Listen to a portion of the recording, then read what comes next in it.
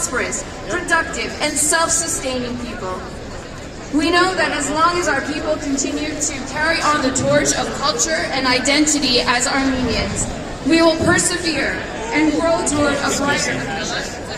We will preserve our cultural traditions, maintain our Christian faith, protect our national treasures, build and strengthen our communities, and support one another in building prosperous lives. While we collectively feel hurt, frustrated, and betrayed by the geopolitical realities facing the Armenian people and nation, it is today of all days that we must unite and agree that wherever Armenians reside, we will ensure our unbreakable legacy of survival.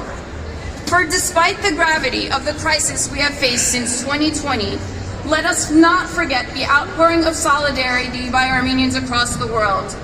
We have demonstrated unwavering support for the defense of our lands, both materially and morally. We have risen united behind the cause for human dignity and self-determination.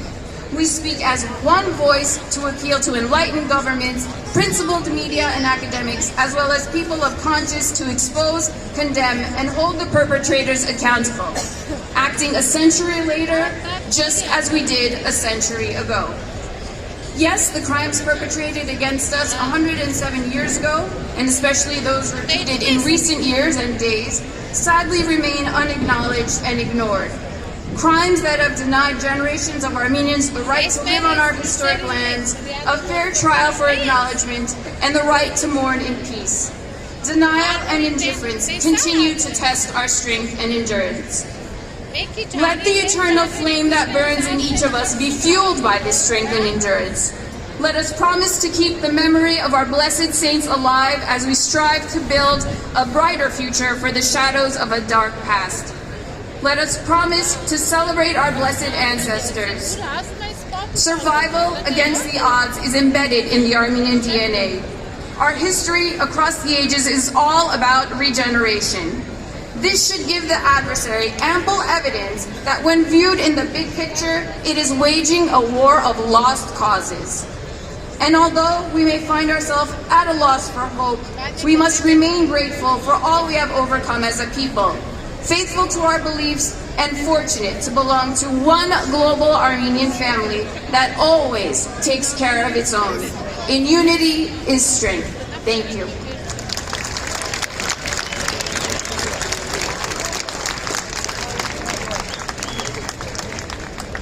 Thank you, Natalie. Aram Arkun is Executive Director of the Tekeyan Cultural Association of the United States and Canada, headquartered in Watertown, Massachusetts, and Managing Editor of the Armenian Mirror Spectator. Journalist, historian, and translator, he is the author of numerous academic articles on modern Armenian history, including the Armenian Genocide. Please welcome Aram Arkun to the podium.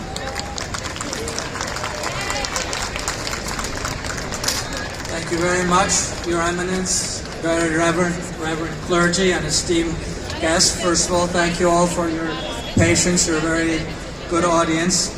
I'd like to first start by remembering the name of Sam Azadian, who started this venerable tradition and kept this place for us, along with his successor or collaborator, Ran Julian, not to mention, not just for ourselves, of course. Unlike forgiving, commemorating can never end, and commemoration can never be separated from protecting the weak and oppressed of this world. So we may have become prosperous in the United States, but this is something that, this is a lesson, something that we should bear with us. We have a voice in this country. Of course, we're facing an existential crisis right now in Armenia and Karabakh. This is a very difficult situation, and we have to focus on this, and I'm sure we will be able to get through it. But at the same time, we should not forget our past. This is something we can, in a way, offer the world that other people cannot.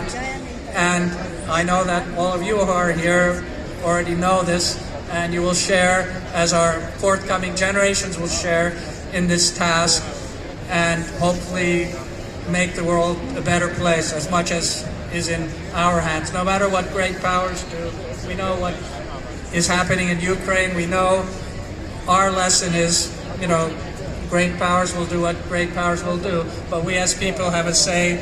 We can fight for justice. We have our own cause. We should keep the torch of justice high against denial. We have our demands, reparations. We shouldn't forget that, and make the world a better place. Thank you very much from the Techian Cultural Association of the United States and Canada.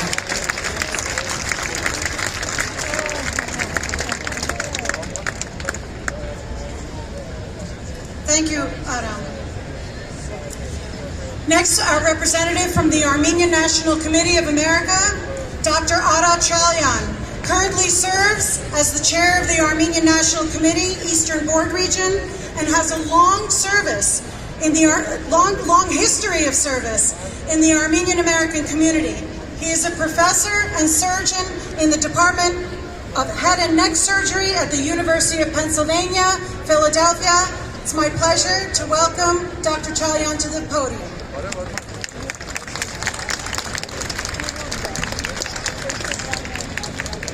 Tsain Mahanchets. Tsain Mahanchets. A noise, a wind came through. Take a moment to soak in where you're from and where your ancestors are from. Baku, Artsakh, Yerevan, Giligya, Western Armenia, the United States. Feel the breeze that's waving these flags, and let's answer our calling, and I will suggest some answers. Honored clergy, honored guests, on behalf of the Armenian National Committee's local committees and activists, it is our time to not only commemorate and celebrate the resilience and the lives, but to call this world to justice. The United States has shown its readiness to take action and to answer the call to justice for many peoples. And it is our time to use our voices to support our local activists in your state and city governments, but also our congressional and senatorial representatives. And Senator Menendez, if he was sitting behind me, he would stand up and say, we need to make our voices heard on the Hill just as loudly as he has made his and others have made theirs heard on the Hill, and our actions will be and asks will be answered. There is legislation, the call for genocide education, that funding by your Representative Maloney and Representative Bilirakis. There are letters circulating where our representatives have to sign to ask for aid to Artsakh. Look at the Armenian National Committee of America's sites and or reach out to us and we will help you connect with this. Our work is just beginning. The word existential to me is a little bit too existential. We under the threat of life and death. The Armenian state, our Armenian diaspora is under direct attack, and it is ours to take that on, to carry that energy forward. And you have it in you. And I am going to ask you, because you are the fighters, you are here today, representing those who wanted to come and couldn't come, but also the power to engage those who should be active. Ask for action on behalf of you and yours. Also, the majority of us have the right and responsibility as Americans to vote. It is only possible if you register. Please register. Watch out who you vote for. Watch out who endorses them. Watch out where they live. There are members of our citizenry who have dual citizenship in countries we do not support that are trying to get elected Senate.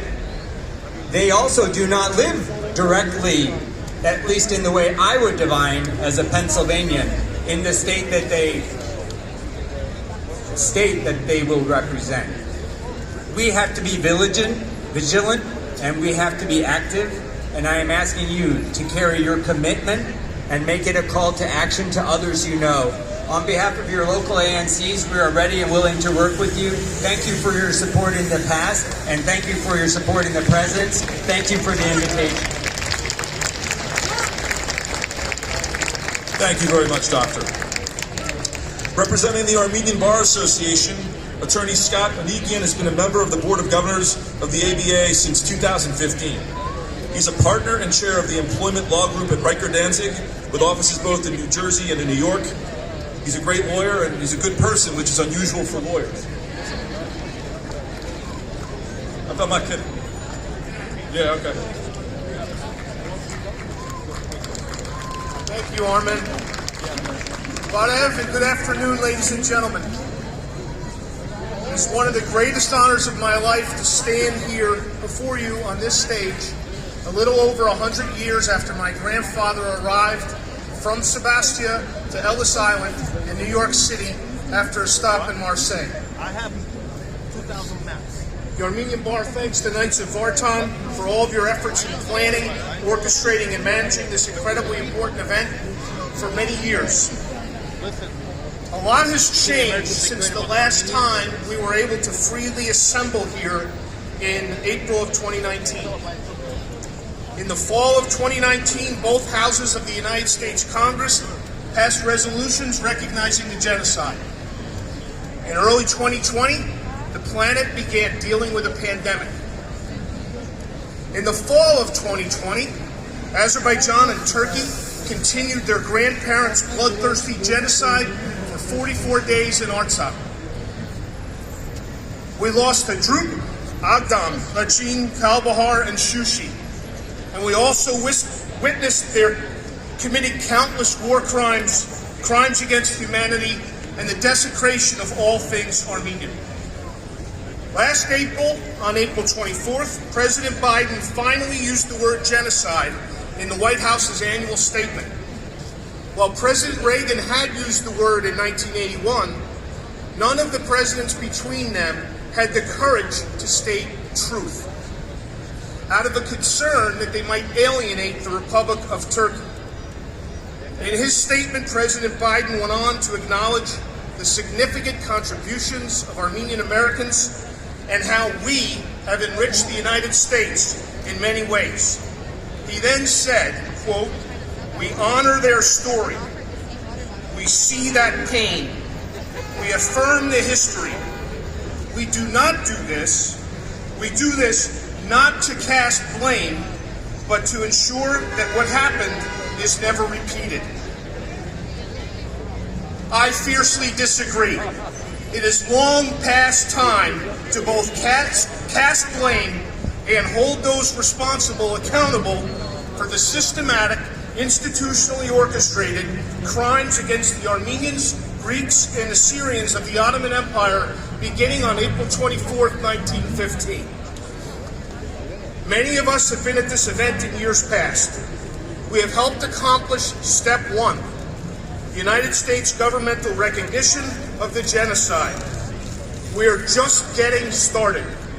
We have way more work to do, as our friend from the ANCA just said. Turkey continues to deny the genocide, and it is a crime in Turkey to state otherwise. Facebook and Twitter bar Holocaust denial, but do not give the Armenian genocide the same treatment. 2 days ago, Turkey's foreign minister flashed the Grey Wolf sign at a group of people commemorating the Armenian genocide in Uruguay. If you don't know what Grey Wolves are, Google it. The failure of the world to cast blame and require accountability enables the current perpetuation of the crime of genocide in Artsakh and in Syunik, within the Republic of Armenia itself. If a person is violated, tortured, and killed, and we all know who did it, is it okay to say, we see the pain, we affirm the history, we do this not to cast blame, but to ensure that what happened is never repeated? Is that okay? No. Vote. It is also not okay to allow those responsible to deny the crime, prohibit others from speaking of it, and blame the victim, or otherwise engage in both sidesism. U.S. recognition is progress and a great first step. We have way more work to do. The way my kids would say it, let's go!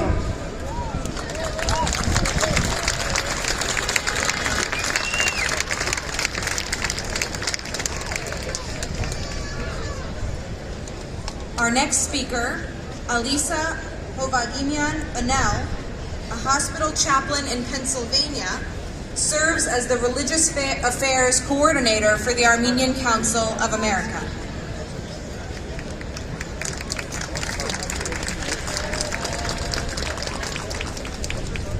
Reverend clergy, distinguished guests, honorable leaders of the community, ladies and gentlemen, I am humbled and proud to speak to you all today on behalf of the Armenian Council of America.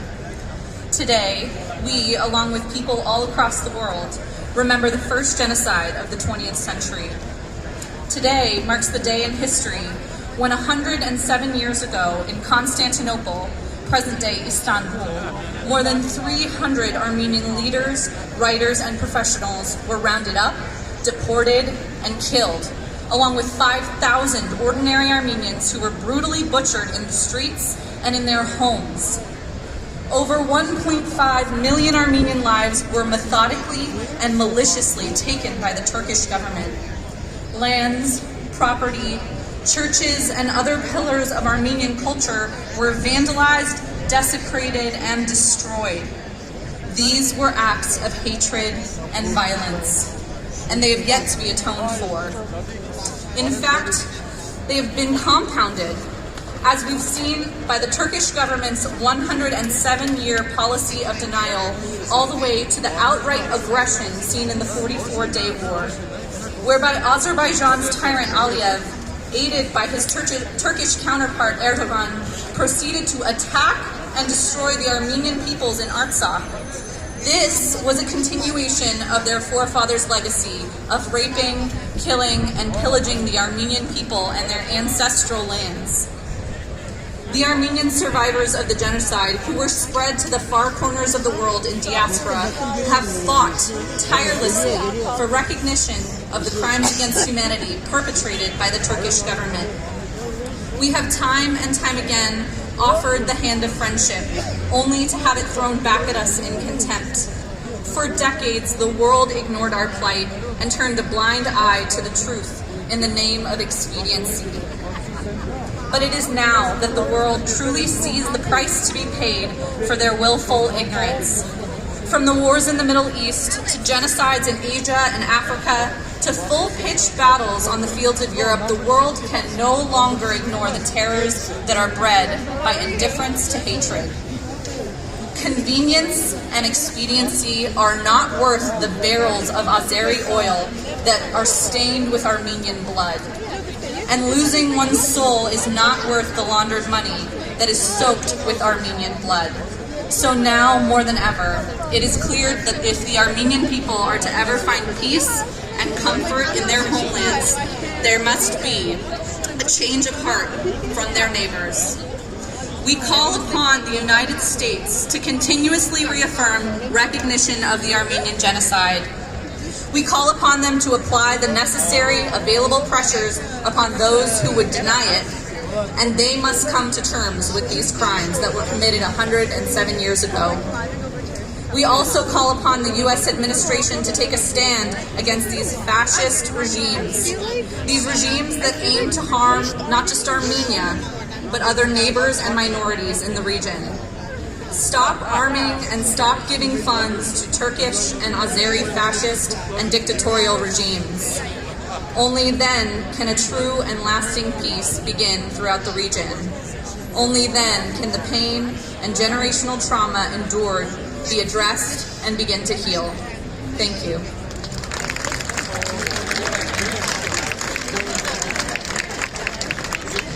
Thank you. Ladies and gentlemen, once again we welcome Eli Berberian to the stage.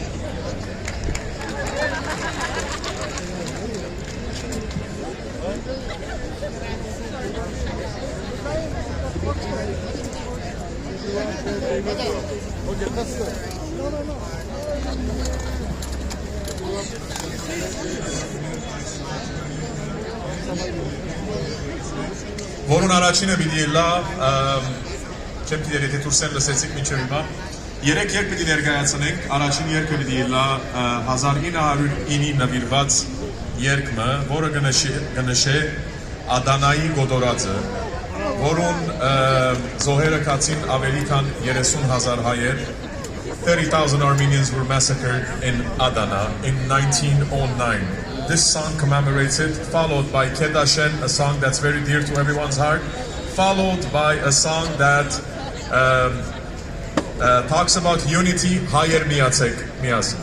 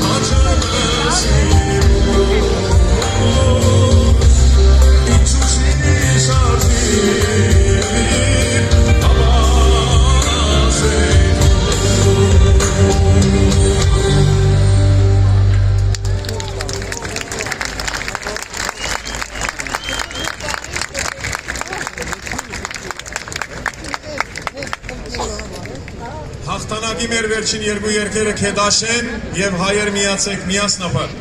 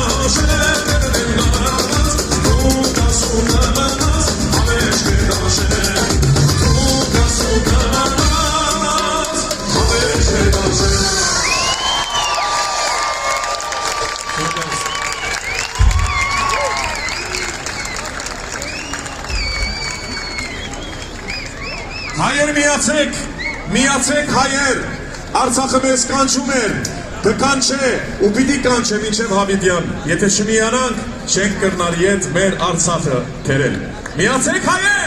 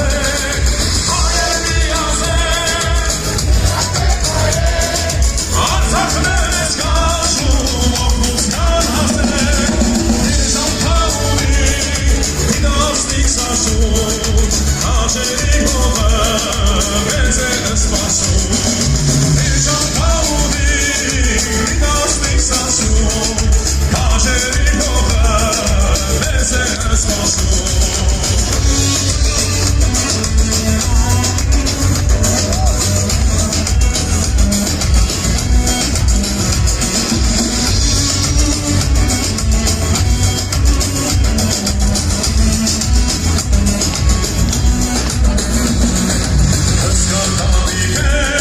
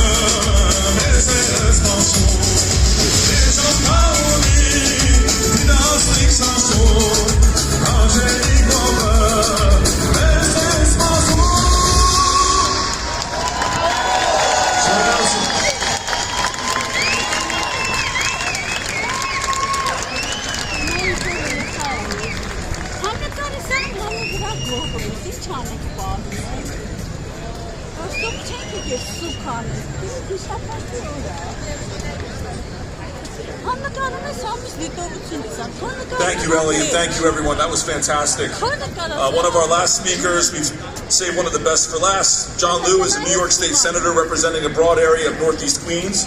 He's a chairperson of the Senate's Committee on New York City Education and also serves on the committees of Budget and Revenue, Education, Finance, Higher Education, Rules, and Transportation.